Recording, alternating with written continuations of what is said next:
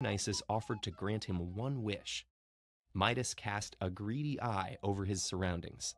Despite the luxury in which he lived, no amount of precious jewels, finest silk, or splendid decor felt like enough. His life, he thought, was lacking luster.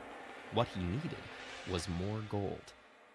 The god sent the power to turn anything the king touched to gold, surging through Midas. Ecstatic, he turned to his possessions. Most cultures believed that there were two recognized ways of arriving at the truth. The Greeks called them Mythos and Logos. Both were essential and neither was superior to the other. They were not in conflict, but complementary, each with its own sphere of competence. Logos, or otherwise reason, as we know it today, was the pragmatic mode of thought that enabled us to function effectively in the world, therefore to correspond accurately to external reality. But it could not assuage human grief or find ultimate meaning in life's struggle. For that people looked at mythos, which is stories that made no pretensions to history or facts, but they were rather a form of psychology if they were translated into ritual and action. A good myth could show you how to cope with the parts that we suffer. Let's hear it from Armstrong herself. Was mythos, what the Greeks called myth, which didn't mean a fantasy story, but it was a narrative associated with ritual and ethical practice that helped us to address problems for which there were no easy answers, like mortality, cruelty, the sorrow that overtakes us all, that's part of the human condition. And you couldn't, these two were not in opposition. We needed both. If your child dies,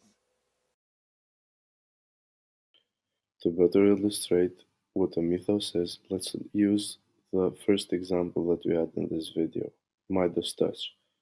In reality, there was no king that could turn anything they touched to gold. This is a moral, it's a story, it's about greed. It's a tool to teach us about the dangers of being greedy.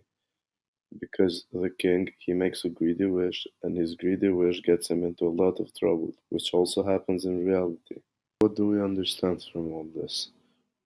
We understand that we should not despise and we should not ridicule myths because their purpose was to answer the questions which were within the minds of the people before and even now. But now at least we have some answers. We have something to base our answers on. But before there were more questions than now, and people had to save themselves from themselves. It was a type of psychology in order to help themselves go through life even when they thought that life had no meaning or that life was bad. Therefore, we should work with both logos and mythos simultaneously in order to better understand religion, but not only, to also better understand life.